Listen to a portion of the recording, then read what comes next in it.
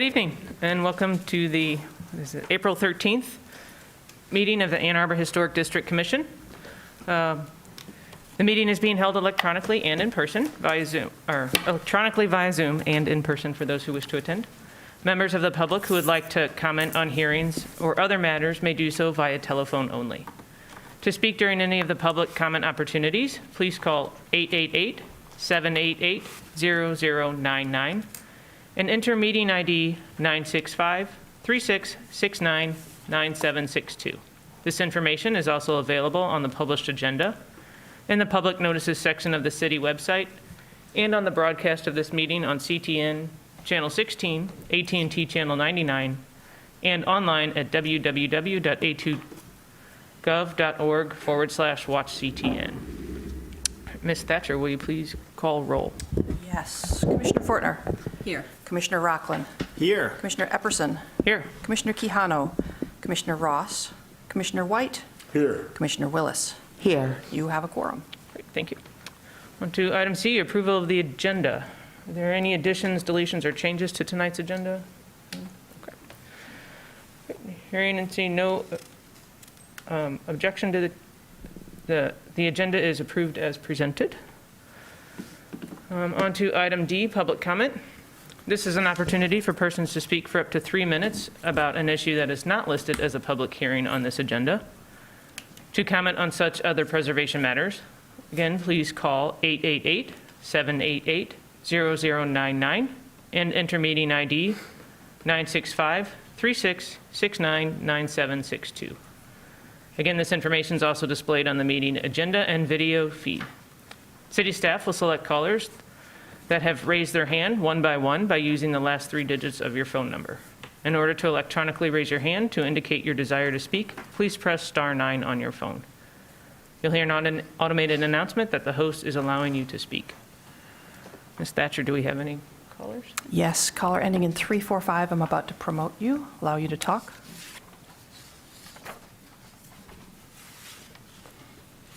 Hi, my name is Kitty Kahn. I live in the Old West Side Historic District, and I'm calling in once again about the proposed development for 415 West Washington. I know you'll be discussing that project later tonight. I will be quoting once again from the Historic District Guidelines. This is from the section on new construction in a historic district. Quote, "Not appropriate, introducing any new building that is out of scale or otherwise inappropriate to the setting's historic character. Introducing a new feature that is visually incompatible with or destroys the patterns of the site or the district. Introducing new construction onto a site or in a district which is visually incompatible in terms of size, scale, design, materials, and texture, or which destroys relationships on the site or the district," unquote. The proposed development for 415 West Washington is in no way appropriate to the Old West Side. It is not compatible in terms of site size and scale, and it would destroy relationships with the neighborhood. Please stand strong. Do not cave to the City Planning Commission. Do not cave to the City Council. Stick to the HDC guidelines when you consider the city's plans for 415 West Washington. Thank you very much. Thank you. Ms. Thatcher, do we have other callers? We do. Next up is caller ending in 534.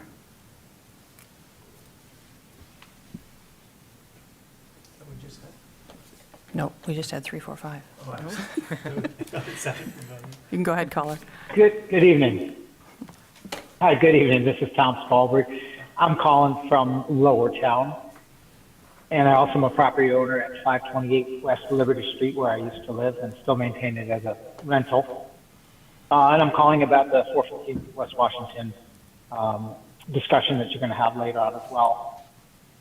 I spoke at council at their first reading for the PUD zoning for this, and it seems likely that they are really desirous of moving forward with it. However, the application for 415 West Washington clearly does not meet the intent of multiple laws and policies. And there's been a real leaning towards approving something at this site, and I understand the desire for that. I understand that we have a cleanup issue there that the city is responsible for. But we have to follow our policies and our guidelines, federal policies and guidelines, and the intent of the law as well as the letter of the law. Let me read you one part of the UDC. This proposal, the premium options may be applied only to lots that are located entirely out of a historic district. That premium refers to the D2 premium, which can take D2 from 60 feet maximum up to 70 feet. This is clearly in our UDC that the intent is to not exceed that 60-foot limit if we're using a base of D2, which the applicant is using as the base. To use a PUD or some other method to get around the law, again, there's a place in the UDCs that essentially says you can't do that. But back to the intent of this. Our Ann Arbor Historic District design guidelines haven't been followed here. They should have brought a project to you that was designed to be compatible with the surrounding buildings in the district, specifically the contributing structures in the district. They keep comparing this in their application to buildings outside the district or to non-contributing buildings in the district. The essential buildings are the contributing structures in the district. And I know that some of you have really taken that to heart and mentioned that, and I know the word looming has been used a couple of times. I don't think they should come to you with an application that starts at 70 feet when the intent is 60-foot maximum, and 60 foot might be too tall too. I don't know what looming is. That's up to you to decide. But this application, I don't feel, I feel it's a non-starter the way it's been brought. So I know you're going to discuss it. I trust your judgment on this. They've shown you multiple drawings.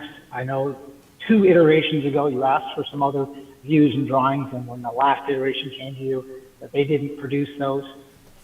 So that you really don't, you had working sessions, not any formal voting session on this. But I believe that they could have done better in giving you the information. So now this is going to go to council and they're going to pass a rezoning, but it's never formally come before the HDC where you can apply the criteria to a specific application. You've given them some input, and I hope that you can continue to look at this within the purview of the HDC, under the guidelines of the HDC and the standards that you're supposed to review it by. Thank you very much. Thank you. If any other callers in the Zoom waiting room would like to speak, please hit *9 on your phone to raise your hand. Okay. Caller ending in 779, I'm allowing you to talk.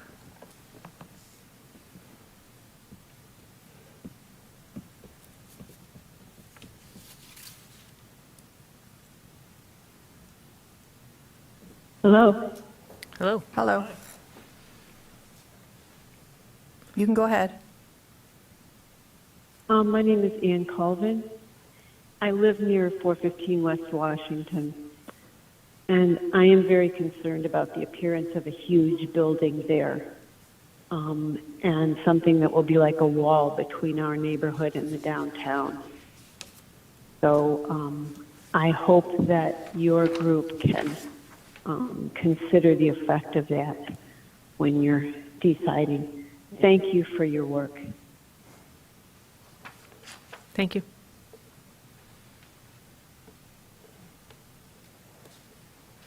All right, last chance. Anyone in the waiting room, hit *9 on your phone.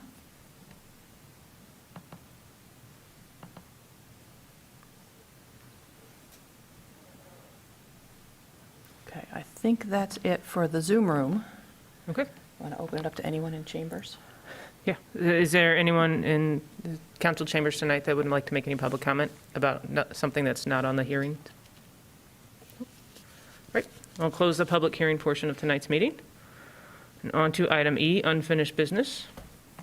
We do have, let's see, unfinished business on 200 South Main Street. Ms. Thatcher, would you please give the staff report?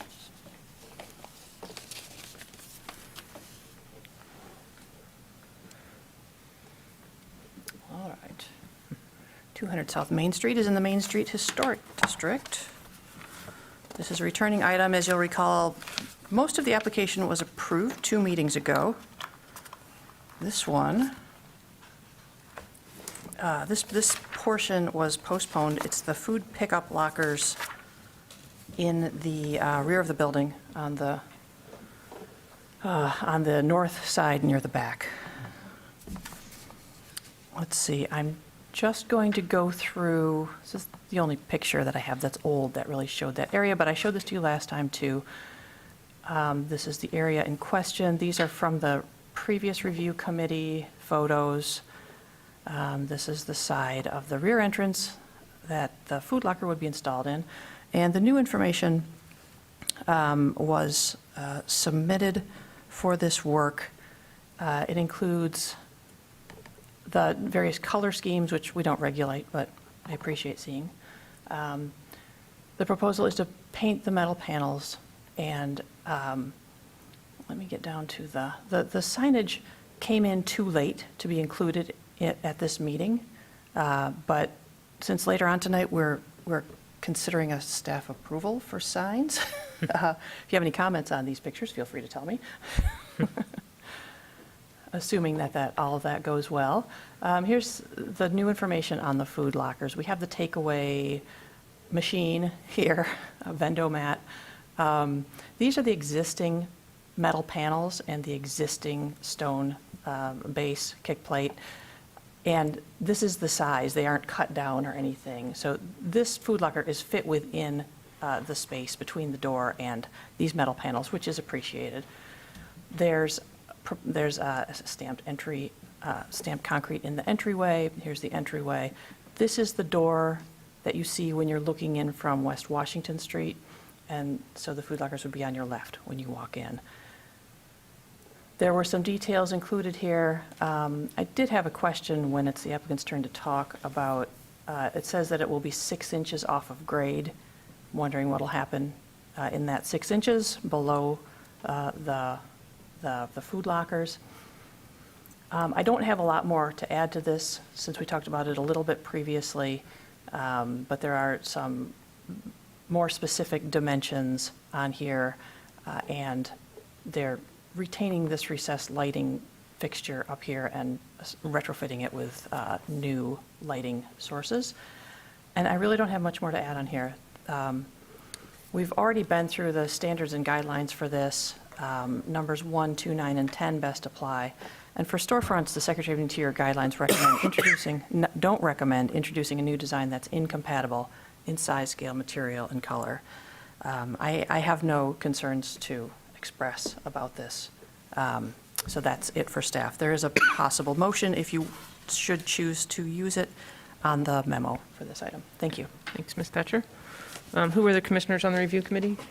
We didn't. You did not? You didn't? No. Okay. So we're going off the previous review Okay, committee. sounds good. So that was me and Commissioner Willis. Would the applicant please step forward and state your name for the record? And you have up to 5 minutes if you'd like to add anything to the review or to the staff report. Hello, good evening. Jonathan Pern, I'm at Hobbs & Black Architecture. I'm representing the Echelon Group today.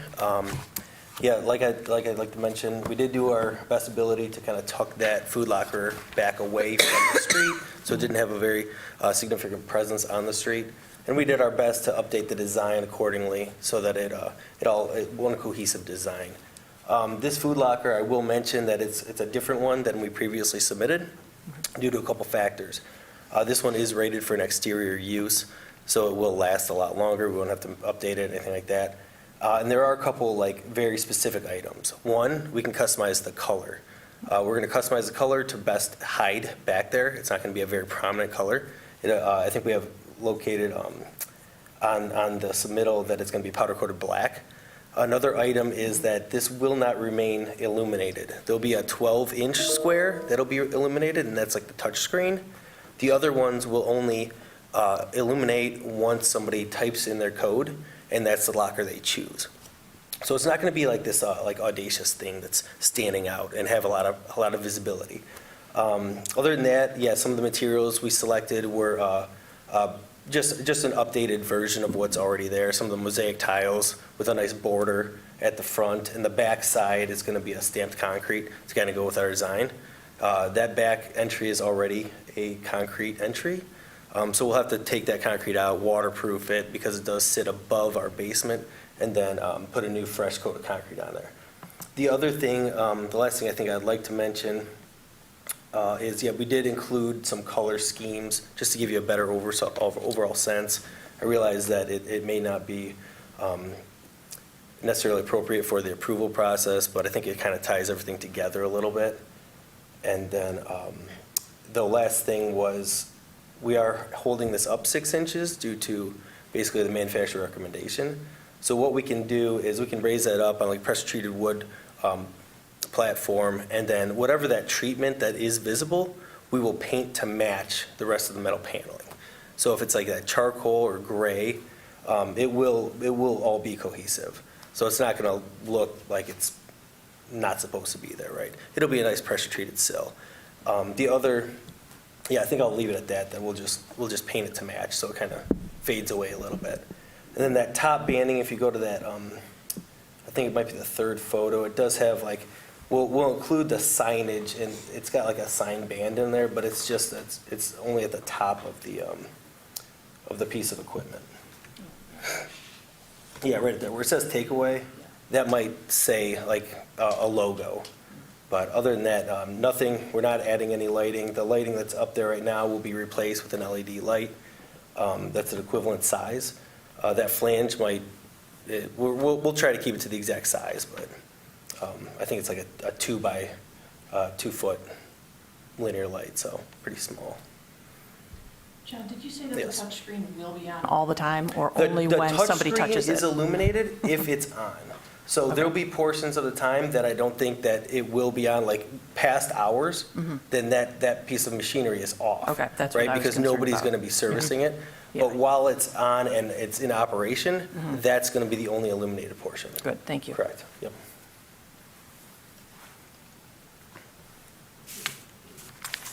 Commissioners, do you have any questions for the applicant? Commissioner Rathman? Hi. I do have a couple questions, but the first one at the top of my head is, just to clarify, are you removing the metal panels that are there existing and replacing them with painted metal panels, or are you painting the existing metal panels? We will be painting the existing metal panels. The metal panels have a coat on them. Yeah. So we'll have to do, I think we mentioned this last time, we'll have to scarify it a little bit and then paint them. Yeah, and any panels that we are removing for this, we will store in case we come back and have to replace them in kind. So we will salvage them and keep them in safe.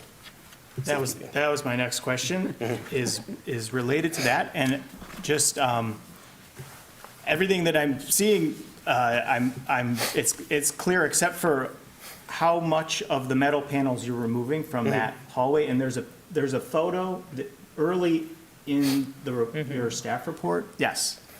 Yeah. So, based on the math, 56 minus 42 is 14.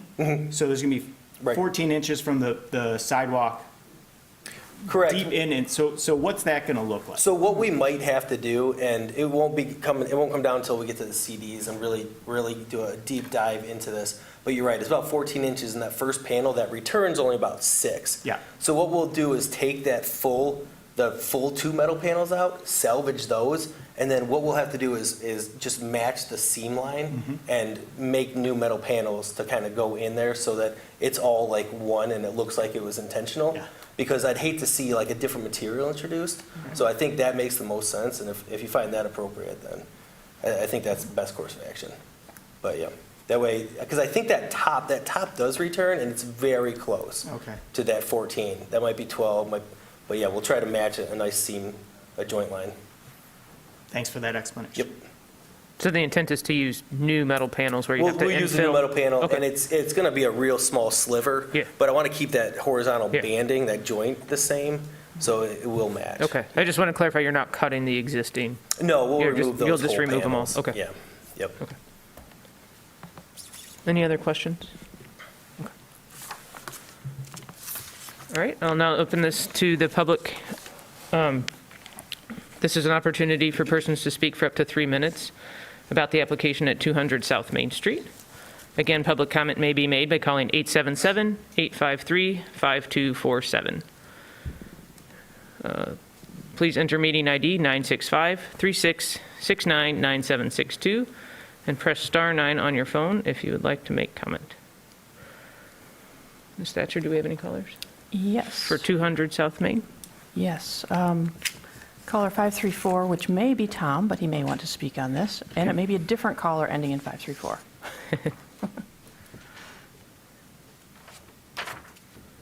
Nope. Nope. He's left. Okay, No, there are no callers. no callers, all right. So I'll close the public hearing for this, or public public comment portion for this hearing. Let's see, is there a commissioner that'd like to make a motion on this application? Commissioner Fortner? I move that the commission issue a certificate of appropriateness for the application at 200 South Main Street, a contributing property in the Main Street Historic District, to add a food, pickup locker in the vestibule near the northwest corner of the building, reclad a tiled column at the northeast corner of the first floor with new tiles and wood, and replace the tile floor, and paint enameled steel paneling at the northwest corner of the building to match the ephes on the front of the building as proposed. The work is compatible in exterior design, arrangement, texture, material, and relationship to the rest of the building and the surrounding area, and meets the Ann Arbor Historic District design guidelines for storefronts and the Secretary of the Interior standards for rehabilitation and guidelines for rehabilitating historic buildings, in particular standards 1, 2, 9, and 10, and the guidelines for storefronts. Second. Moved by Commissioner Fortner, seconded by Commissioner White. Is there a discussion on the motion? Nothing from that end. Commissioner Rockland? I thought the new information was helpful, so I'm glad we postponed this part of the application. I think that it is clearer now what the intent is. The few questions that remain, I think, are okay. And I think since it's tucked out of the way, it is dark most of the time. The panels aren't contributing for all those factors. I think I'll be supporting it. Yeah, I would agree. I think having the additional information, especially since this is really the first time we've seen this kind of food locker, or at least come before the commission, that things like, is it illuminated all the time, and how long is it illuminated in the screen, and exactly where's it going, and if it's on the public face, and how it's interfacing with the existing building and materials. I think just understanding the scale of it and the size of it exactly is really important. So I appreciate you coming back and bringing and hearing that and listening and bringing us that extra information. I think the rest of the remainder of the application is pretty clear as far as what they want to do in at the front entry and the treatment on the back. We ready to vote? All of those in favor of the motion, please say yes. Yes. All of those opposed, please say no. All right, your motion carries. Thank you. Thank you. Have a good night. Thanks a lot, you too. All right, now on to, let's see, item F1. This is 634 Turner Park Court. Ms. Thatcher, will you please give the staff report? Now we move over to the Old West Side Historic District. This unique structural clay tile home was built in 1928 as a garage below and a residence above. The one-story addition on the south end that we'll be talking about tonight, it's over here by this car, was present by 1931 and was also an automobile garage originally. The fireplace and chimney, here on the right side, the cool cobblestone one, were added in 1949 per building permit records. At some point after 1948, the lower level was converted to living space, and the numerous garage door openings were infilled with windows, some above stone masonry, which you can see here. It seems likely that this was an automobile garage door, this was another garage door, and this one that still looks like a garage door was a garage door. And this one clearly has been converted to an entryway. Although, that's just speculation. There may have only been 2 bays. Now we're moving south here. This is the wing of the house that we're talking about. So this was built as a garage during the period of significance. It was converted to living space sometime after 1948. It still has the garage door, which is very cool and looks great. And moving around, now we're moving around the left end here, the south end. It's got these 2 very large windows. And if you keep going around the building, there are 2 more very large steel windows on the back of the garage. Since it would be highly irregular for an automobile garage to have 4 very large steel windows, I don't have any proof of it, but it seems extremely likely that they were added when it was converted to residential after 1948. There were some reports from the owner that it could have been an artist studio. Some neighbors said that there might have been an artist studio in there. Nevertheless, it is, indoor living space now. It's climate controlled and everything. These windows, so the windows are not from the period of significance, and further, they've been altered by adding this double hung window in the middle, which would have normally had like an awning window or a casement window there in the center. So that's kind of unusual. And we did a lot of looking at the different construction here. You can see how these bricks, go halfway down, but at the corners and over here, they go all the way down. But in the middle, we only get pairs of bricks. So there's nothing consistent all the way around, although it's all extremely very cool and compatible looking. Here's a photo from the inside. These are the garage doors on the inside, and then these are those big windows. And these are the windows that face the back. If you'll notice, they look out directly onto the neighbor's garage.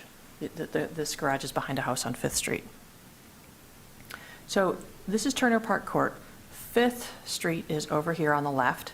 So you can see that the lot is really tight around the building. There are 2 houses, and this building and the 2 houses used to all be on one lot, so at some point somebody had to draw some lines to divide them up, and there's not a lot of yard left here. You can see that there's only 8 feet in the back and 7 feet in the front. So the proposal is to infill 3/4 of the 2 windows that face west, that face the neighbor's garage, and to replace the 2 windows that face south with not replica windows, but very close copies of them. They obviously have 2 double pane glass, which is a big improvement, and they would have awning windows in the middle. So these are the 2 that face the back that would be infilled. The proportions of the top row of windows would match, which is appreciated, and they'd just be filled in below. The fill would be small stones in mortar that would be compatible with the other post-period of significance openings that were filled in. The stones that they want to use, they said, would be a little bit smaller, which is good, so it'll be compatible, but not exactly the same. These are photos, a little bit better photos from the applicant that show, you can see how close this garage is, only 7 feet apart, 8 feet apart here. This is an existing infill. These are a picture of the stones that they'd have to sort through and get, compatible sizes, but I think that that's a reasonable way to do it. And this is a mock-up of what it might look like on the inside with those 2 infilled windows. All right, let me switch back to my staff report here.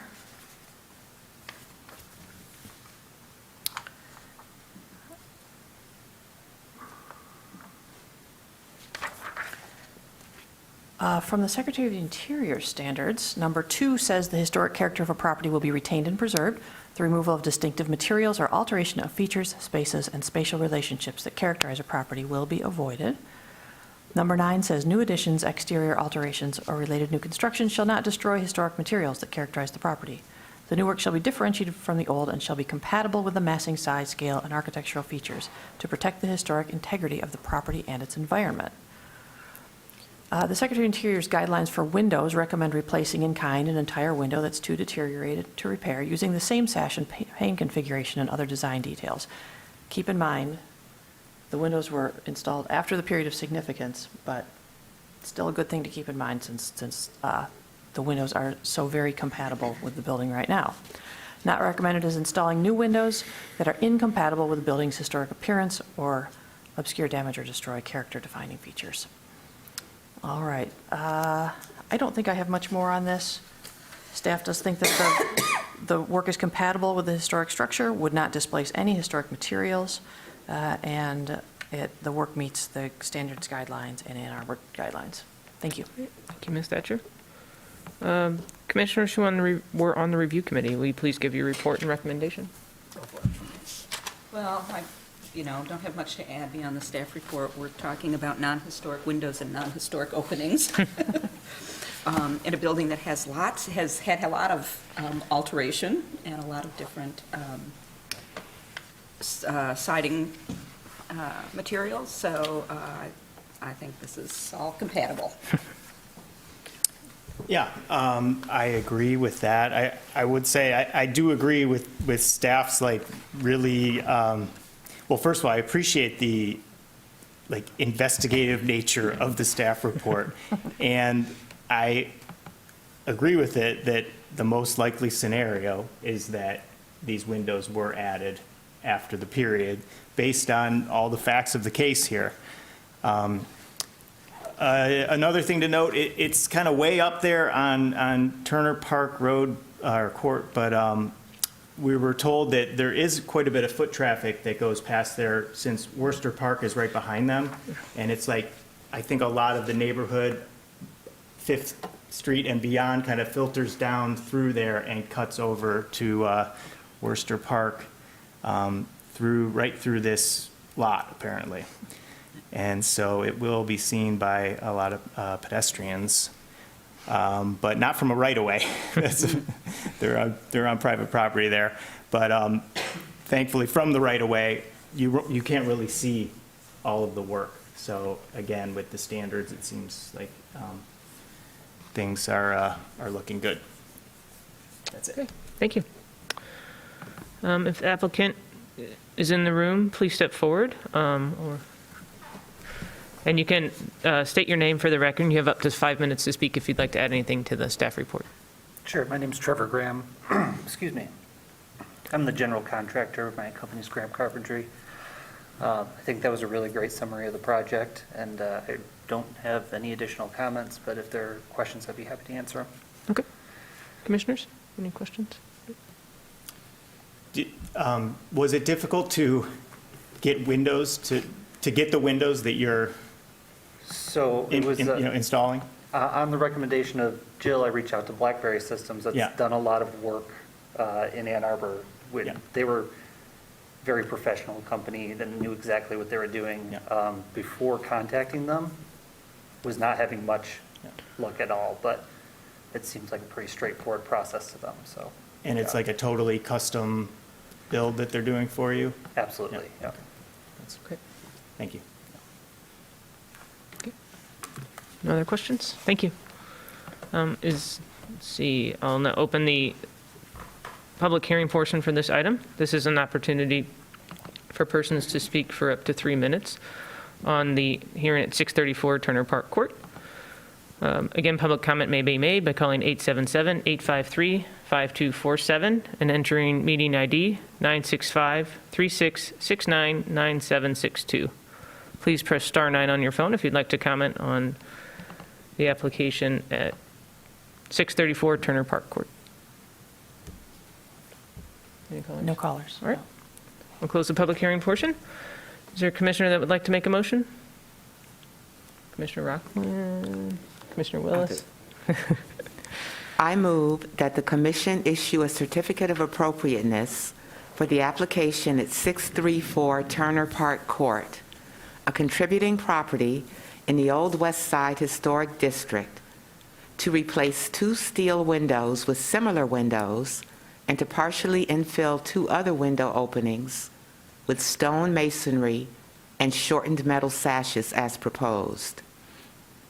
The work is compatible in exterior design, arrangement, texture, material, and relationship to the rest of the building and the surrounding area, and meets the Secretary of the Interior standards for rehabilitation and guidelines for rehabilitating historic buildings, in particular, standards 2 and 9, and the guidelines for window and architectural metals, as well as the Ann Arbor Historic District Design Guidelines, particularly as they pertain to windows. Second.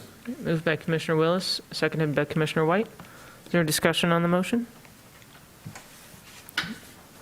I'll just add, I think this is an extremely interesting project, and it looks like a fun little house, and it's a really unique condition that I appreciate the applicants, sense to even, look at replicating the windows that are there and using a nice quality product and being considerate about how the rest of the infill is taking place to kind of give that nod back to the remainder of the house and what has been done in using a similar treatment. So I think this is pretty straightforward. If we're ready for a vote, all of those in favor say yes. Yes. Yes. All of those opposed, please say no. All right, your application is approved. Please just note that you should ask for or submit for permits before beginning work on your project. Thank you. All right. Sorry, I have to find the agenda. Now on to item F2 at 814 West Liberty. Ms. Thatcher, will you please give the staff report? Let me share my screen with you. Okay, 814 West Liberty is in the Old West Side Historic District. This 1 3/4 story gable fronter first appears in the 1894 Polk City Directory. It features wide-board trim beneath the eaves, a full-width front porch with hipped roof, wood-lap siding, 1/1 windows, a cut stone foundation, and a shallow first-floor bump-out at the back of the west elevation that you can see in this photo. On June 14, 2020, the HDC approved an application to enclose a rear porch at this location. Property is on the north side of West Liberty, 1 house east of the intersection of South 7th Street, and the applicant is seeking HDC approval to remove the brick chimney. You can see the chimney here on the house. It's centered on the roof ridge about 2/3 of the way from the front of the house toward the back. It's typical chimney of houses of this age, red brick with a stone cap and liner. Here's another angle.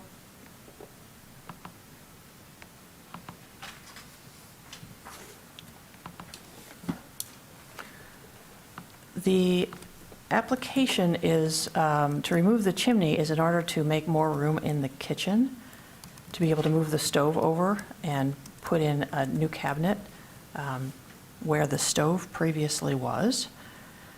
The chimney's not in use and has not been in use for several years. To avoid any structural instability, they would like to remove the full chimney, including the exterior, rather than merely a portion. They'll be repairing the roof at the same time to match the roofing materials.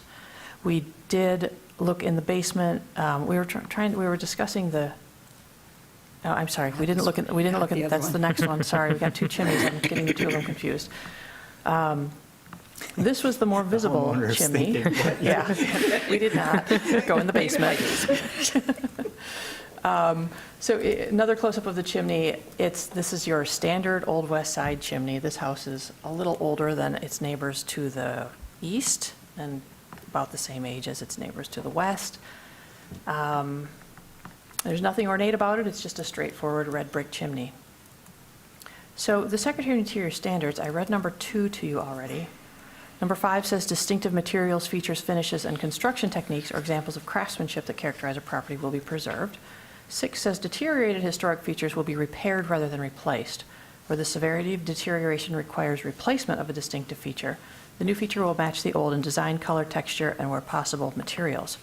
Replacement of missing features will be substantiated by documentary and physical evidence. And I read number 9 to you. So from the Secretary of Interior's guidelines for roofs, it's recommended to identify, retain, and preserve roofs and their functional and decorative features that are important in defining the overall historic character of the building. This includes the roof shape, such as cupolas, cresting, chimneys, and weather vanes, and roofing materials. From the Ann Arbor Historic District Design Guidelines, it's appropriate to retain and maintain original historic roofing materials, roof shape, dormers, cupolas, chimneys, and built-in or decorative gutters and downspouts. It's not appropriate to remove or alter historic roof features, same list. And let me see if I had any staff comments on this. The chimney was stated to be in need of repair, which I don't doubt. Finding interior space is a challenge in many old homes, but staff does consider this to be a character-defining feature of the house since there's no evidence that it was installed after 1944. I know that the HDC has had several chimney applications of late, many of which have been approved. So I'm hoping to get a good read on this from your discussion for this application and the next one, so I can advise people in the future on these and be consistent. Thank you. Thank you, Ms. Dutcher. All right, commissioners, will you give your review committee report?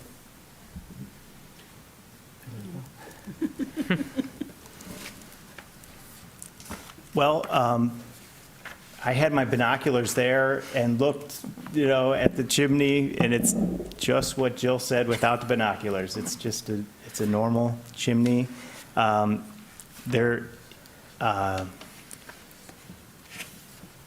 It's in slight disrepair. There were other chimneys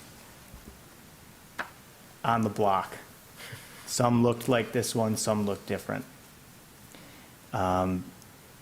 Yeah, I have nothing more to add than that. Okay. Commissioner Fortney?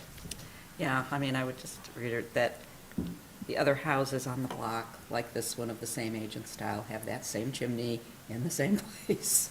Some in better, clearly have been repaired, and some in need. But that is a character-defining feature of those types of houses of that time there.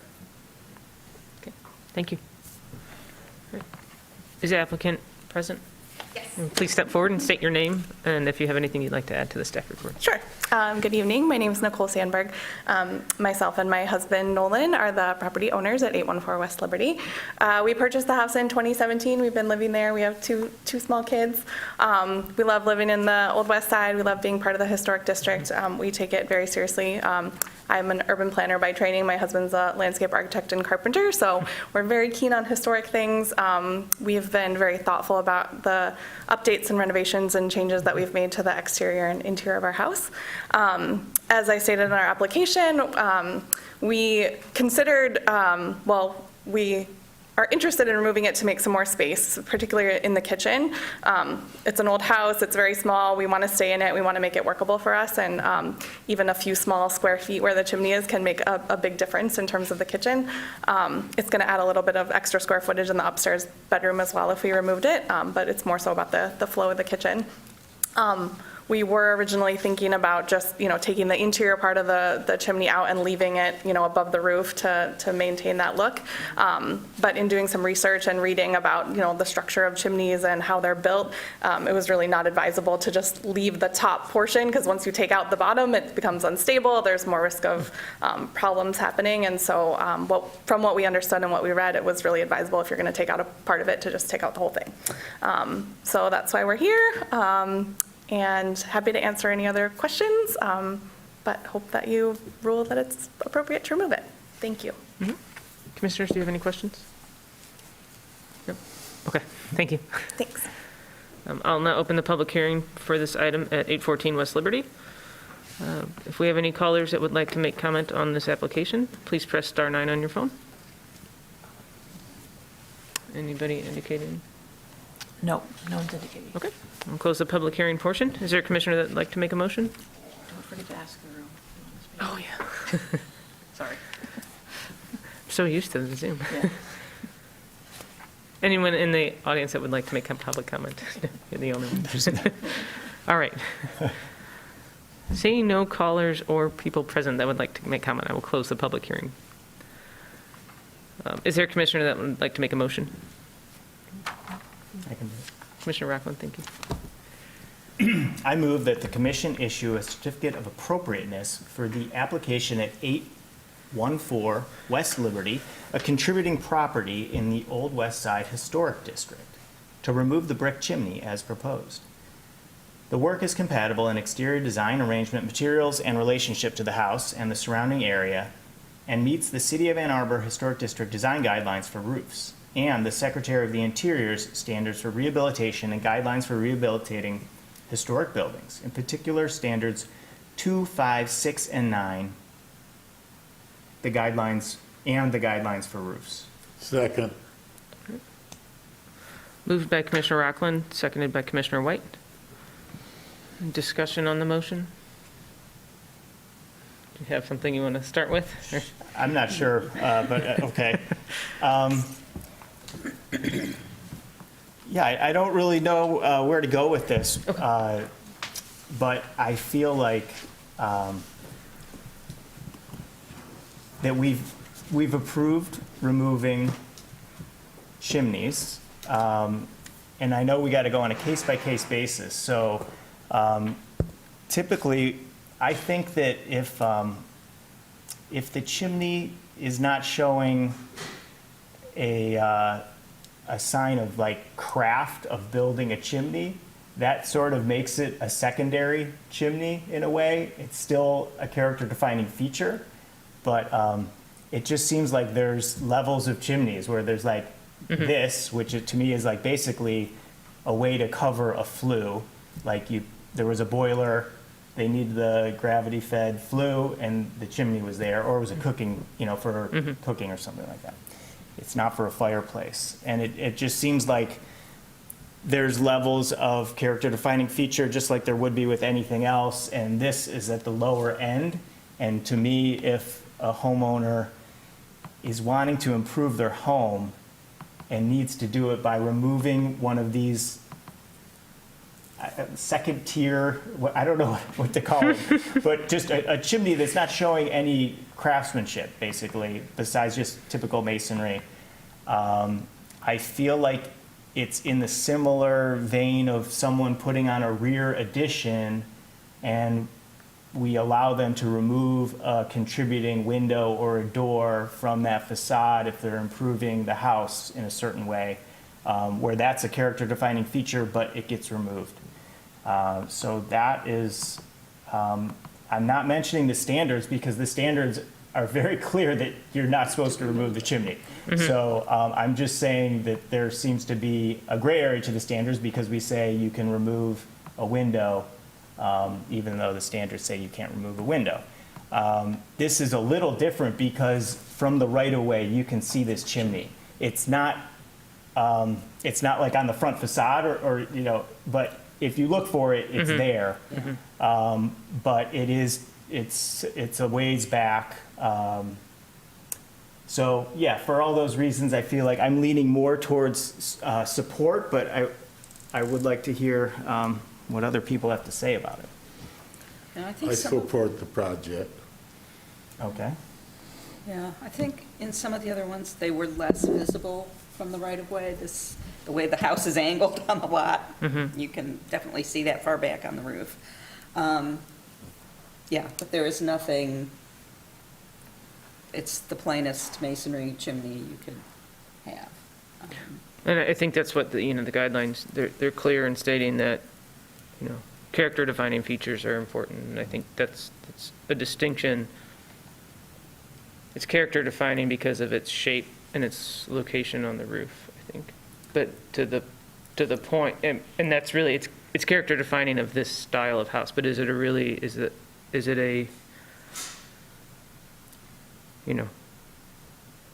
Does It doesn't have a lot of, it is utilitarian, it doesn't Yeah. have the features of. Does removing it change the character of the Right, probably not.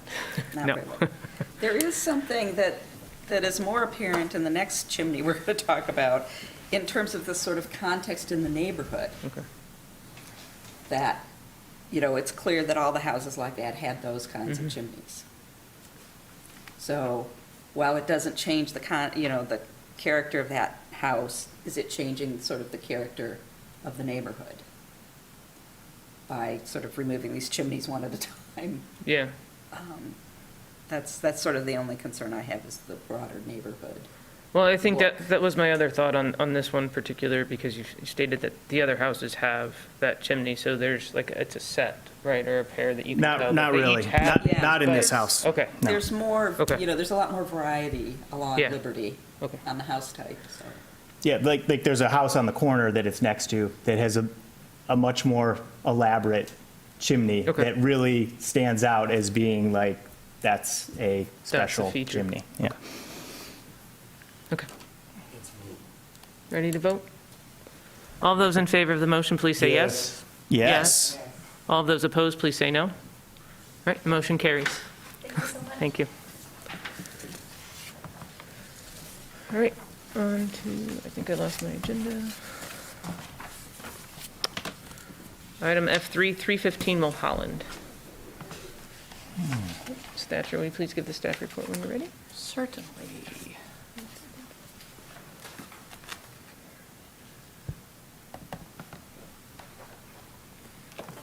Let me stop this share for 1 minute and promote Tim Rayburn into the meeting. Tim, is Kevin Massey with you? Ooh, I'm sorry? Is Kevin Massey with you? No. Okay, thank you. Just checking. All right. 315 Mulholland is in the Old West Side Historic District. It's a 1 3/4 story gable fronter that first appears in the 1916 Polk City Directory as 315 6th Street, the home of J. Royal and Maud M. Sage. Royal was a carrier for the post office. 6th Street was later renamed Mulholland. The house features a full-width front porch, wide board trim beneath the eaves, and a small wood-sided garage that was added between 1916 and 1925. House is on the east side of Mulholland, and the applicant is seeking HDC approval to replace 4 modern windows with clad windows, replace a sliding glass door with a pair of French doors, replace a modern entry door with a full light door that's on the back of the house, remove a masonry chimney and install a new faux chimney using brick veneer, and install 4 skylights. When we were out for the review committee, we didn't talk much at all about the skylights. But nevertheless, we all looked at the roof a lot because of the chimney, so I think that's all good. Let's see, here's the house. The back of the house is where a lot of the work is going to be. This person door, this modern door, would be replaced. I'll show you the new door in a sec. This sliding door would be replaced in the same opening with a pair of French doors. This is a non-original window. There are 3 of these 1/1 windows, all on the second floor. They are Pella replacement windows. They are all wood, and the request to replace them is with an Anderson 400 series, which is a clad wood window, not all wood. This is the second window that is proposed to be replaced. They're all roughly the same, and this is the third one facing the street. You can see that the proportions are very modern. They're very skinny. I don't think that these windows were based on any historic precedent, just because of the width of the rails and the stiles. It doesn't, when we looked at it from the ground, I was surprised to find that it was even a wood window. I didn't think it was a wood window, and didn't know that until we got up close to them. Okay, another window proposal that I don't think I included in my list there was to replace this garden window with a shallower one that sticks out I don't know, 6 or 8 inches instead of 14 or 18 inches. 4 skylights are proposed, 2 on each side, 2 on each roof face. And this is the red brick chimney that would be removed, similar to the last application, to make room on the second floor in a bedroom and on the first floor in the kitchen to give them more space to work with. And we have some drawings. Here's the existing chimney in the basement. This is the one that we saw. It's red common brick. It's as expected. Nothing exciting about it. The contractor flagged me down after the site visit and explained that this is also red brick in the chimney, the common brick. The reason I bring that up is because the chimney itself is wire raked, like it has little lines, or like that someone pressed a wire frame into it to make those lines. It's a little fancier than many of these chimneys that we see. In walking around the neighborhood, we did notice that pretty much every chimney on Mulholland is very similar, but uses different bricks. So there was some question about the age of the chimney that's up there. So these are the floor plans. This is chimney right in the middle of the first floor. Here we have some drawings. Half-light door would replace the person door on the side here. Sliders, actually, this is the before, so this isn't quite right because it's a full light door now. Sliders go to French doors. This window gets replaced, and we've got 2 skylights up here and no more chimney. So this is pretty shallow, this drawing of the new garden window. On the elevation drawing, it says proposed roof over bump out window, which I'd like Tim to talk about a little bit more when it's his turn. That's not shown on this other elevation drawing. And I was under the impression that it was just going to be like the old one, just a little slanted top up here. Yeah.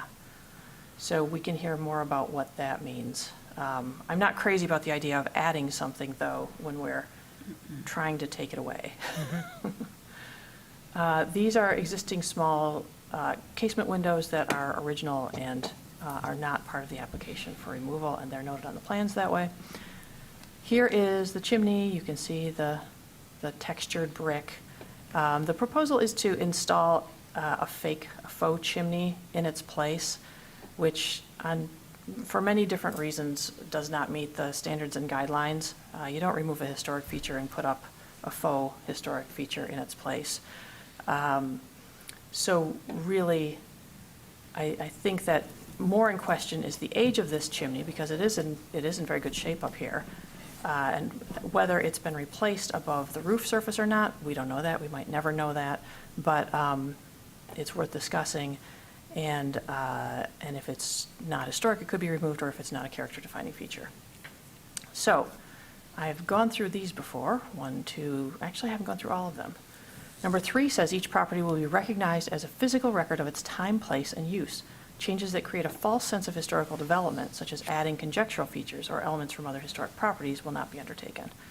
So in other words, don't put up a faux chimney. Number 5 says distinctive materials, features, finishes, and construction techniques or examples of craftsmanship that characterize a property will be preserved, and deteriorated historic features will be repaired rather than replaced. I read this one to you already. From the guidelines for roofs, it's recommended to identify, retain, and preserve roofs and their decorative features, including roof shape, cresting, chimneys, weather vanes, and roofing materials. It's recommended to design and construct a new feature when the historic feature is completely missing, which to me implies that removing a historic feature and designing and constructing a new feature would not be recommended. I've already read you these for roofs from the Ann Arbor Historic District Design Guidelines. Retain and maintain the chimney, and repair or reconstruct chimneys with mortar. Oh, this is not appropriate. Repairing or reconstructing chimneys with mortar that does not exactly match the original in composition, color, hardness, and joint profile. So the guidelines are specific right down to the mortar. That's good. All right, let me get back up here to our drawings. Let's see. So most of this work most of the things being replaced are modern. The 4 skylights are proposed, 2 on each roof surface. The work is reversible and inconspicuous. I know in the past, we've sometimes said, oh, 1 skylight, oh, 2 skylights. This is the most anyone has ever asked for, but really, I don't know that it's any more conspicuous to have 4 up there than 1 or 2. Not that I'm encouraging people to put in 4, but on this application, I think it may be appropriate. All right, staff's opinion, once again, is that the chimney is a character-defining feature of the house, and since there's no evidence that it wasn't present during the period of significance, it is a historic feature, and replacing it with a faux chimney would be inappropriate. The remainder of the work is appropriate if the 3 windows to be replaced are clad, is what I had in my last line of my last comment there. I'm still kind of okay with clad windows, since these are kind of wonky wood windows to start with. If they had any historic proportions and might have been based on anything prior to them, I think I would feel differently about it. But they're already strange proportions, so I think that the Anderson 400 series would work here. Thank you. Thank you, Ms. Thatcher. Commissioners Rockland and Fortner, will you please give us your review committee report? Yeah, I agree with the staff report.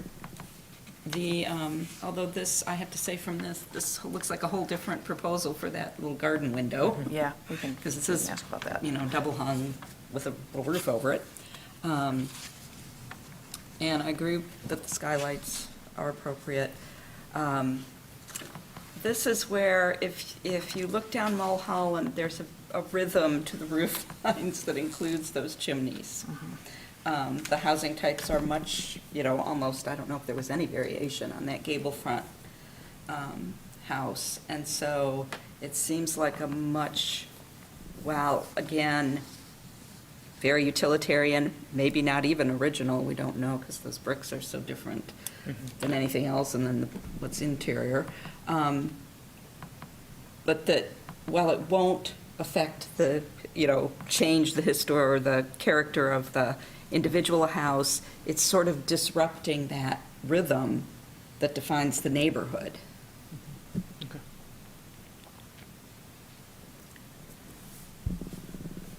Okay, I agree with all of that. I think that this chimney, the chimneys, they do appear like maybe they're more halfway back instead of 2/3 back.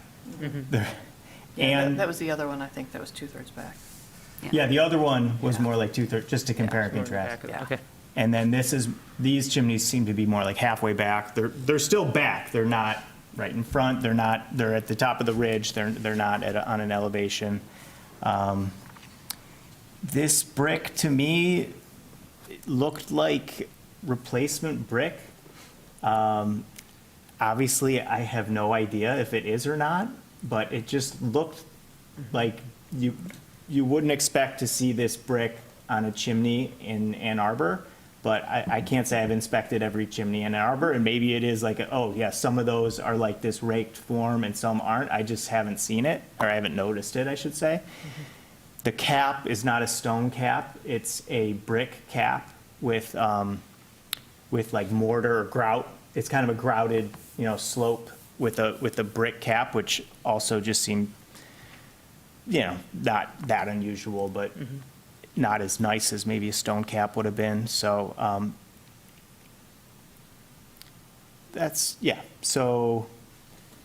So I think that this one is maybe a little trickier than the last one because of the fact that there is like this rhythm to the homes. If you do spend the time looking, they all, except for one, had a chimney, it seemed like, and all the homes are very the same, like the same. But then, just to repeat myself, the brick did seem like a replacement brick. And so, is this really historic material or not? In fact, many of the homes looked like the brick chimneys had been replaced because it's a place where it's going to deteriorate. So Okay. that's it. Thank you. All right, the applicant is online, correct? Yep. Would the Tim? applicant, go ahead. Do you have anything to add, Tim? Yeah, I comment on the little kitchen window where we want to take off that the existing garden window, and the idea is to use the exact same size window that's there that was never altered to begin with, but just to add a little roof over so we can bump it out a little bit to give it a little bit of a shelf from the interior. That was the idea.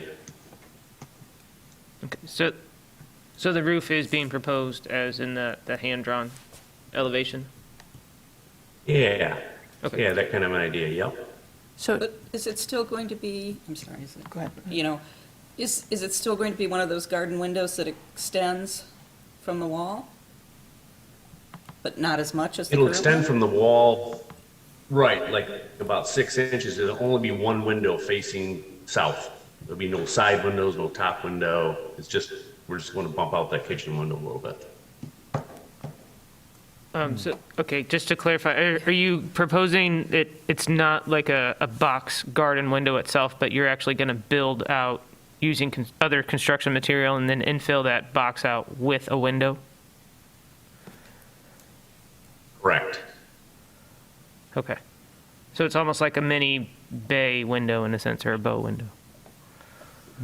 Yeah, there you go, yes. Okay.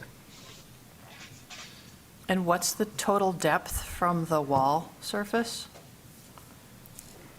We're looking like 6 inches. Okay. And is the little roof, does that overhang the 6-inch deep box? It's only gonna do it maybe an inch or two, just enough to get it a little bit of a reveal. Okay. So it's not a larger roof structure over the box, it's just a little No. slope on the top of the box with a little bit of an overhang? Correct. Okay. Yep. It'll look better than that garden window. And what material is the not window part going to be? We would match the siding, which appears to be smooth pine that's on the building now, painted to match the trim. Yeah,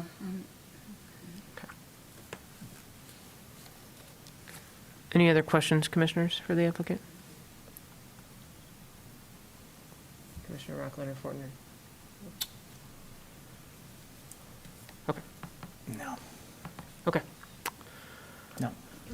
I'll open the public hearing portion for this item. So if anyone is in the room, please step forward if you'd like to make public comment. Or if anyone online or on the phone, please call 877-853-5247 to comment on the application at 315 Mulholland Drive, or Mulholland. Please press star 9 on your phone if you'd like to make any comment. We have no callers and no one raising their hand. Okay, thank you. Right, I'll close the public hearing portion. Is there a commissioner that would like to make a motion? Commissioner Willis, thank you. I have a question about whoever makes the motion. Do we want to add the garden window? Because that's not, I think, in the current. Yes.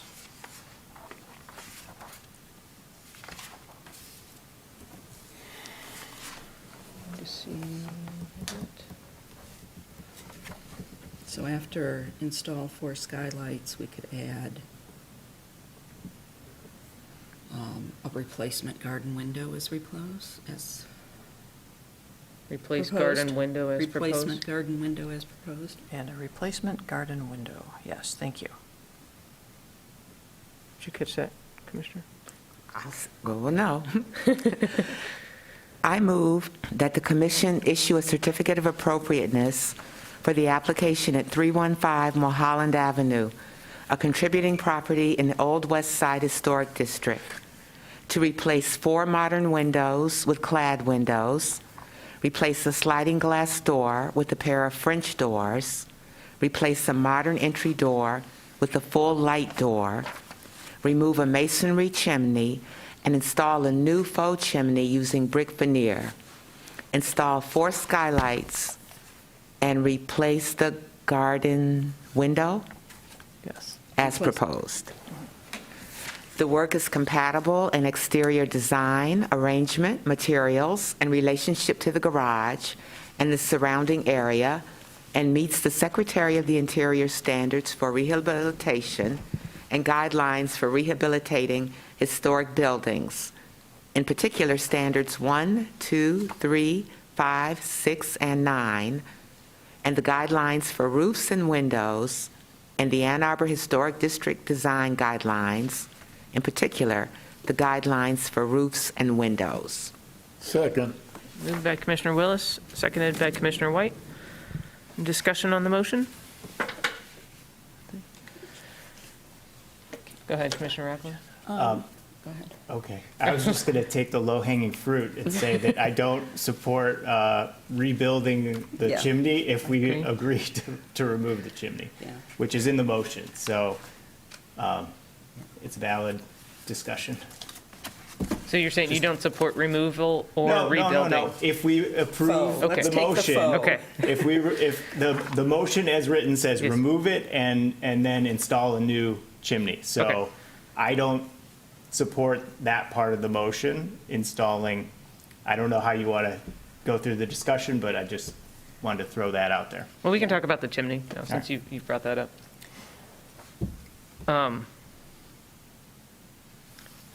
I think in this particular one, is what you have, the review committee stated about the chimney being more of an important feature and character feature for the, not just the house, but for the site and surrounding neighborhood, I would be less inclined to support removal of this chimney, period. And, you know, removal up to a certain height, I can get if, you know, there's structural stability to support that. Cap it in the attic or from the attic space down so there's enough of the chimney remaining. It's hard to say, you know, whether or not this is historic material. I know that the wire molded brick is historic material. It could just be faced, you know, it could be the original chimney below with you know, a nice facer brick that is more decorative. And I agree, I don't support rebuilding it with the veneer material, that it should be, if retained, should be repaired with the existing materials. Any other comment on that? Well, I On- support removing the chimney, but not replacing it. Okay. Yeah, this one is more difficult. It's so interesting that we have these two chimney projects in one hearing, but it is helpful, actually. But I think that this one is more difficult for sure, for the reasons stated. I still support removing it because of I don't know if it's historic material or not.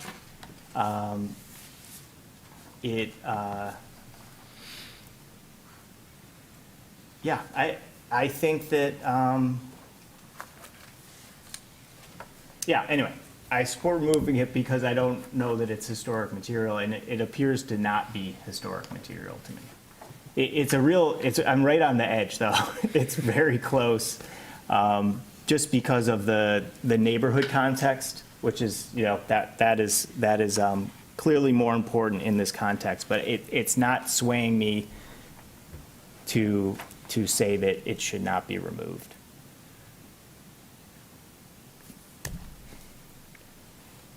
Any other commissioners have? Well, that's one part of the motion. Yeah. I think to me, just to, I guess, add one other thought to that, if Yeah. the applicant is proposing to retain I understand they're proposing to remove the chimney, but rebuild it in its exact location, but with materials that are not true to the replication process. So I think there's some intent to maintain that form and maintain a chimney within this presence as part of the character of the house and part of maybe a character of the neighborhood. So I think that's an important point for this application. And I would question why there's not, I guess, a desire to repoint or repair what's there. The one photo that we have in here doesn't look like the deterioration is that terrible. Probably does need some tuck pointing and maybe some, new sealant or caulk, but I would say that for this application, the intent is to retain that feature to some degree. So I would support, or not support removing it based on the discussion that we've had thus far. But they want to remove it from the second and first floor? You're saying Right, but that they you want to them to retain it support from up above, right. Yeah. And it's, we've asked multiple times, and I've seen in multiple houses, that retaining the chimney is possible from a certain point up. So typically, yeah, you want to maintain at least some of the chimney below, not just cut it at the roof line, but it can be retained where it's, it may be from attic line up above and it's supported below that. It's not an uncommon feature and request, and it has been done. I guess that's where I stand based on the guidelines in the application.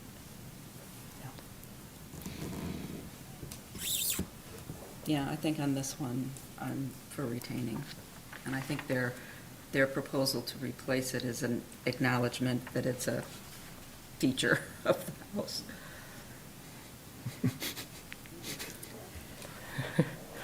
I also have a question about the garden window. Yeah.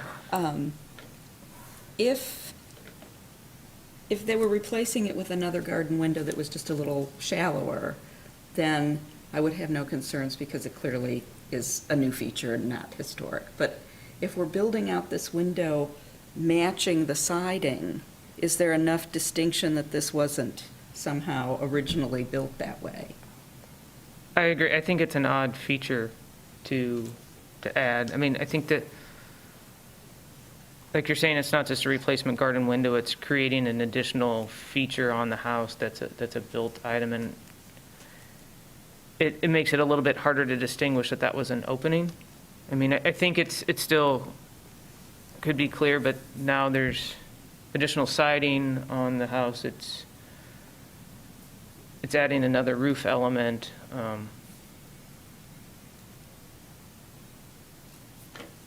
We don't really have anything in the guidelines, I guess, about it, other than it's kind of like, it's just a little. Well, there is the one about added features. Can you pull that one up? Yeah. You shouldn't, I mean, I get a feeling like with the faux thing that we're kind of creating false history here. Oops, sorry. That's Mulholland Street. Wrong one. On a very sunny day.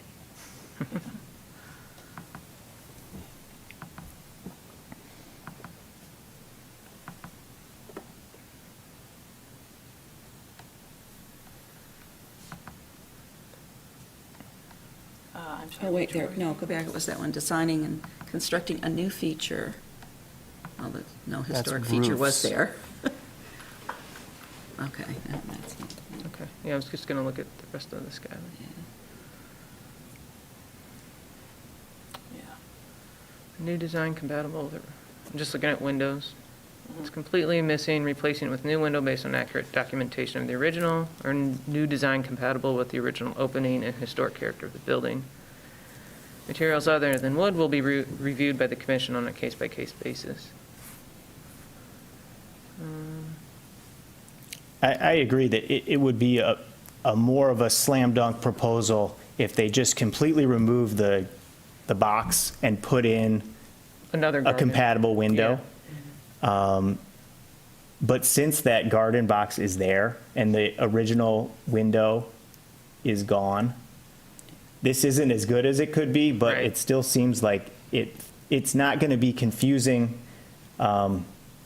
that it was there, because it's going to be a new window in a new opening. It's a new window and a new opening, but it's extended from the face of the house Yeah. by construction material, so it's like it's That match additional the- siding that, if it was maybe, trimmed out and casing, I feel like in some way that would be a little bit better. And if it didn't have the full roof overhang, I I was assuming that it was trimmed out in casing. What did I miss? it's the portion that sticks out from the wall, he said they're going to finish that with siding. With siding, To okay. match the house. It's an easy thing to specify. Yeah.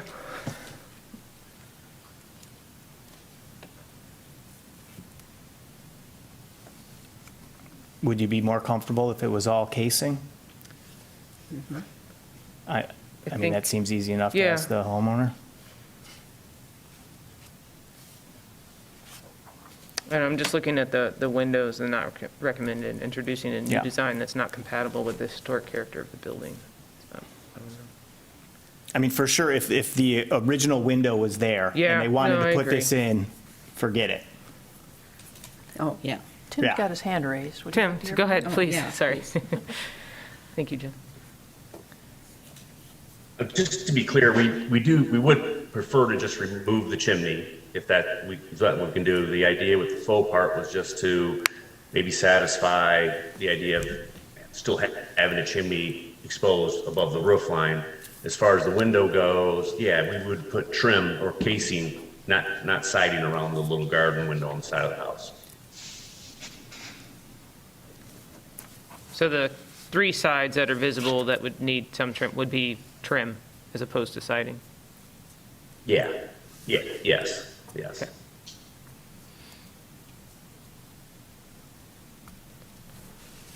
Okay.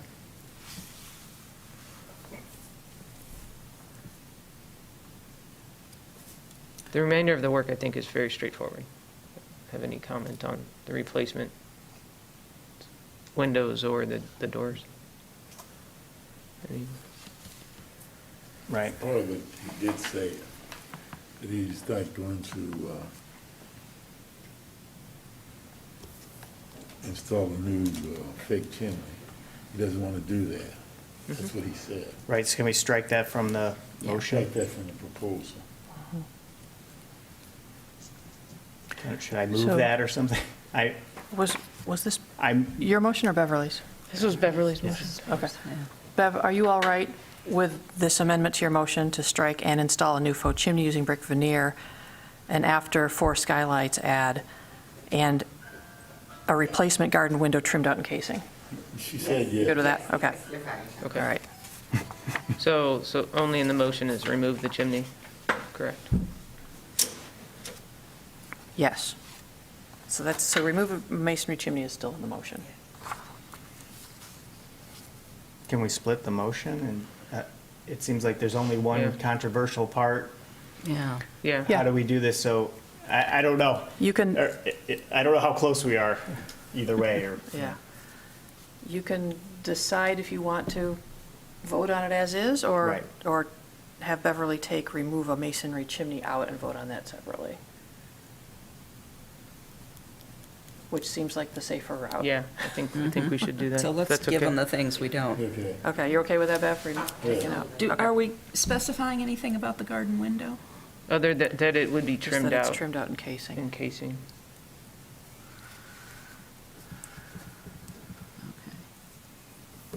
Okay, so to be clear, that the work for the chimney has been removed from this motion? Yes. And the garden window has been modified to be trimmed out in casing? Yes. Okay. Are we ready to vote on this motion? Yeah. All those in favor of this motion, please say yes. Yes. Yes. All of those opposed, please say no. Great. Do we have a motion for the chimney work? Commissioner Fortner. I move that the commission issue a certificate of appropriateness for the application at 315 Mulholland Avenue, a contributing property in the Old West Side Historic District, to replace let me find my place here. To remove a masonry chimney. Right, As proposed. as proposed. We have a second on the motion? Second. Great. Any further discussion on the chimney motion? Okay. All of those in favor of the motion, please say yes. Yes. Yes. All of those opposed, please say no. No. No. Well, we have a comment. Motion passes. All right, the motion passes. Okay. 3-2. We don't need the 4, the supermajority. No. correct? Okay, No. thank you. Thank you. All right. Thanks, Tim. This one. Thank you. Did you understand everything that just happened, Tim? Yeah, it sounds like everything got approved, am I correct? We can remove the chimney? No. Garden windows approved as is? Wait, yes, yes, Yes, you can remove the Okay. chimney, and you do not have to rebuild the chimney. Yes. No rebuilding. You can take, yep. Okay, You're all thank you. good. Thank you. Sorry, that was, Okay. All right, thanks, guys. You're welcome. Thank you. Okay, that is all for the hearings for tonight. On to item G, new business. We have staff approvals list additions for clad windows and signs. all right, let me find that. So there is a memo in your packet. At the annual retreat, we talked about 2 additions to the staff approvals list. One was signs.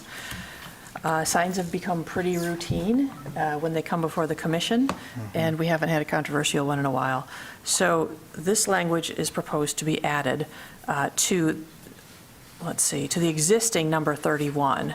Instead of just addressing lighting on signs, it would now read signs and lighting on signs, provided the work meets the requirements of the Historic District Design Guidelines and the sign guidelines, and has no visible junction boxes and minimal visible conduit. That's a good incentive to hide your junction boxes. Yeah. And I said minimal visible conduit because if there's already a penetration nearby and they've got to run 2 feet of conduit, I don't want them to drill a new hole in the wall. But if there is no wall, then it should, I mean, if there is no hole in the wall, then it should be as little conduit as possible.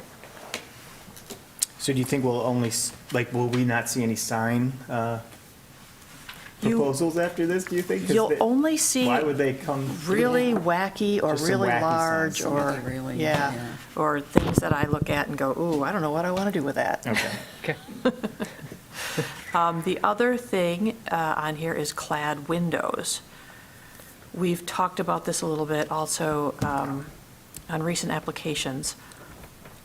And number 38 would be a brand-new item on the staff approval list, replacement of post-1944 wood windows with clad wood windows that meet the Historic District Design Guidelines on the following conditions. The windows are not visible from the public right-of-way.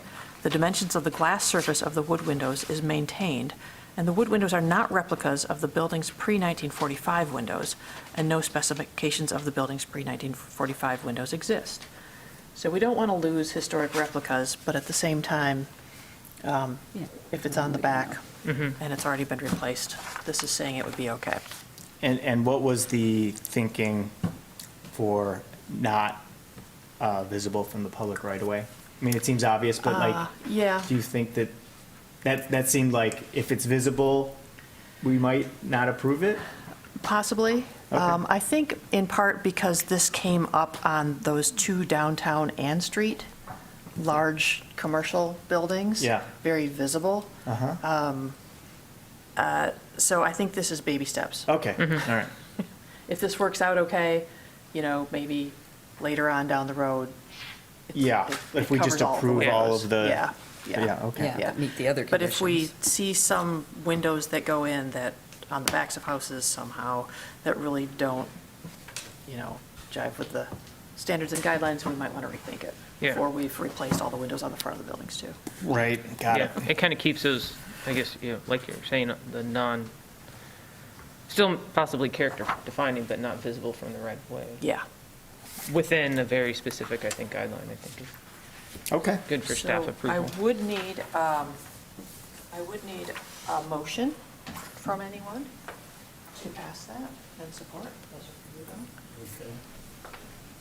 Okay, I move to pass the modification to staff approvals list for clad windows and signs.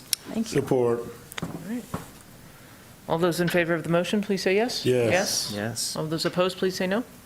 The motion carries. Thank you. Thank you.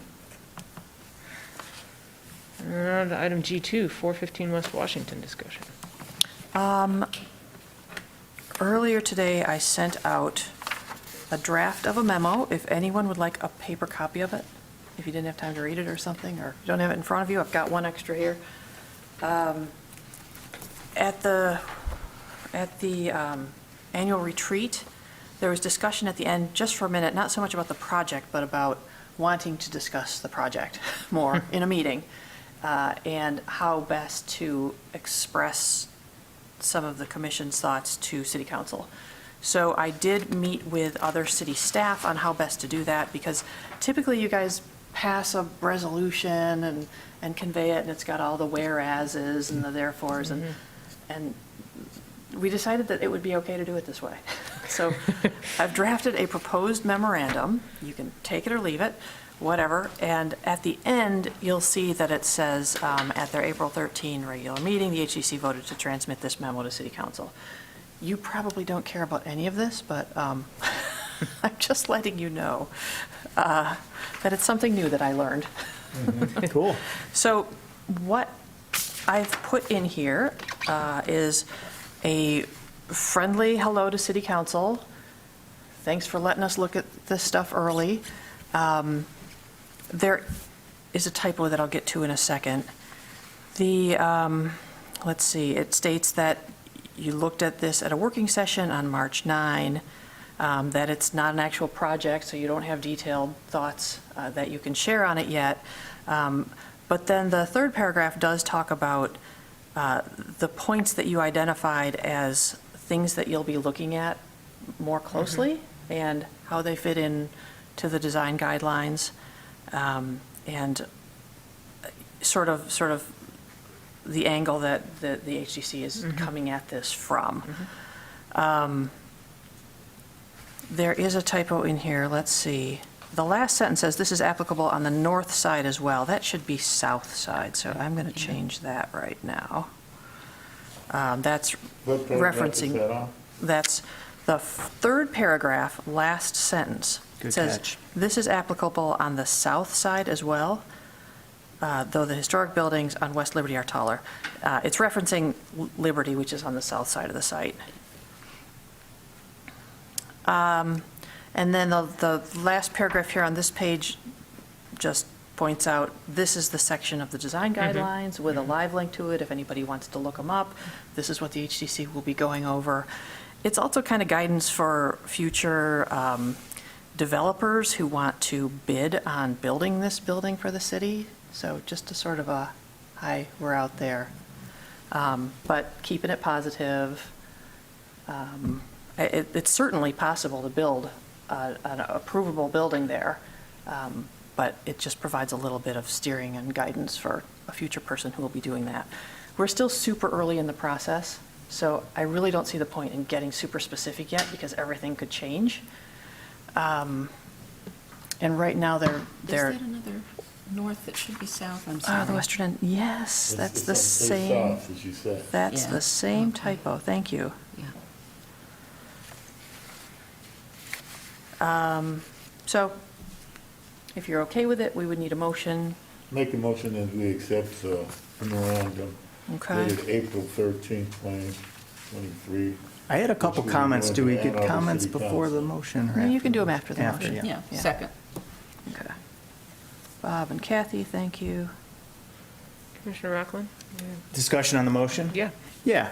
I thought that it would be good to emphasize two things. One is in the, first of all, this is an excellent memorandum. I was so excited to see it. Thank you. And so in the second paragraph, I think this is really important to say that what you're saying here, that we're not actually responding to a project. There's no project that's been proposed. Yeah. And so in that last paragraph, last sentence of the second paragraph, since the white box mock-up is not an actual proposed project, or some, really make it clear, Yeah, instead of saying does not represent an Yeah. actual proposed project, maybe say Is not. is not a actual proposed project. absolutely. Got it. My other comment is in the middle of the next paragraph. The tallest parts of a new building at 415 should, and I am proposing some stronger language here, because I think this is really our biggest point that we want to make here, instead of saying ideally be pulled away, which I do agree with, maybe something more like get rid of the ideally. Yeah. Should be, and then I like pulled away, but I was also wondering if setback or stepped back were more correct or specific. I think all three of them could probably work. Yeah. Stepped back, They're all setback, different things, though. right. Setback pulled means away. the whole building. Yeah, step back Well, means a it's setback lower can than be taller. at a higher Different level, level. though. Yeah, You can, it can be. right, It can be be. at grade, it Can can be. be there. You're But saying- definitely get rid of the ideally. Yeah. Yeah, okay. You're suggesting that it should be setback and step back. No, I think that I get what pulled away means, Yeah, yeah, okay. but if there's a more specific way to say it in building language, I just thought we could use that, but maybe there Yeah. isn't, and pulled away or setback or pulled away. I think I left, Setback is clearer than pull away. well, I think Distanced. I made it intentionally, Yeah. sort of covering all You of don't those wanna things. prescribe because- something. Right, Right, right. We right. don't want to say it Exactly. needs a bigger setback because maybe it doesn't, maybe Yeah. it needs a bigger step back. And, yeah, so that's, Pulled away with this, it just gets wordy, parts right? You of say the with a village, setback, pulled away. step back, Yeah. like, yeah, okay. I Yeah. think then just keep it pulled away. But yeah, I vote for remove ideally. yes, okay, ideally's gone. That was it. Okay, anybody else? Any thoughts? Well, I think it's excellent. Yeah. memorandum. Thank you. This is Yeah, fantastic. very good. And I appreciate the addition of the pointing to the exact guidelines that we're reviewing. Yeah, I think think that's that's helpful because I don't know that a lot of people know we have a whole section just about a site like this, which we'll be using. Okay. All right, thank you All all those- for your You want to vote good on the previous motion? discussion on this. As Yes. amended? Yes. All those in favor of the motion as amended, please say yes. Yes. Yes. All those not in favor, please say no. Thank you. All right. Okay. Item H, approval of minutes. We received minutes for February 9th and March 9th. Let's see. Shoot, I lost the number.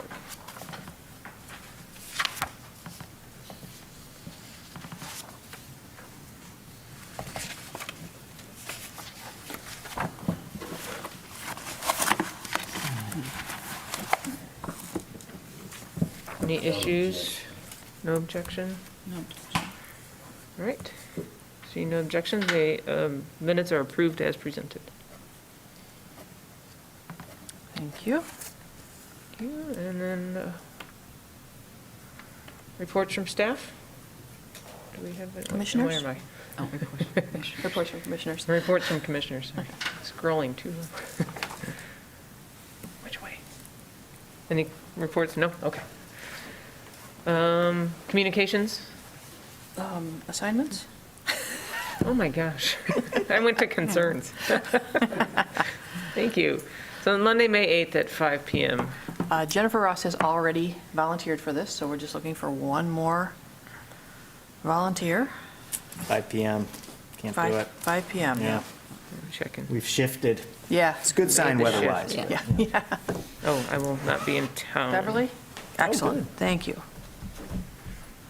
Is that right? All right. Now we are on to reports from staff. I do have one thing that I want to raise, just because I have no other way of addressing this, because I received an anonymous complaint. It's about chain link fences in the Old West Side, and there are 3 houses that are listed on here that still have chain link fences in their front yard. And it is stating that all 3 fences must be taken down because the City of Ann Arbor's Old West Side Historic District guidelines must be enforced consistently, fairly, and uniformly. It references back the property at the corner of, at 617 West Madison, 10 years ago or so, where they built a new fence without permits, and the HDC said, no, that fence doesn't meet the design guidelines, so they had to take it down. This is apples and oranges, though, because that was a new fence, and these are existing fences that have predated the Old West Side Historic District, and were not installed, with a certificate of appropriateness or anything. They're still there. They will hopefully eventually go away. That would be great for the neighborhood, but they are allowed to stay. And just to be clear, I would say that most of the houses in the Old West Side and most of Ann Arbor's historic districts have some work on them that would not be considered appropriate now. And we do not go back and enforce things retroactively that have already been there, especially dating from before the historic district required review of that work. So unfortunately, we're stuck with those 3 chain link fences until the owners decide to take them down. And then obviously they'll never be allowed to put them back up there. And the HDC hasn't approved any new front yard chain link fences. They only allow them in the back. So. But you have no one to respond to. I have no one to respond to, so I hope you're listening. Or maybe you know who wrote this letter, someone out there, and we'll tell them. So I do thank you for taking the time, but people can always just give me a call at 734-794-6265, extension 42608. Look me up on the website, send me an email, and we can talk about concerns like this. Because I do want to hear them, and I want to know what people are worried about in the district. So thank you. Thank you, Ms. Thatcher. Very good. Okay. Any other communications? Concerns of commissioners? Gosh. Any concerns of commissioners? Item L. No. Okay. Okay. Now communications. There are 2 letters in your packet that are available for you to read. One is about 415 West Washington, and one is in support of the resolution to study Braun Court. So please take a look at both of those. And that's it. Thank you. All right. I now adjourn the April 13th meeting of the Ann Arbor Historic District Commission.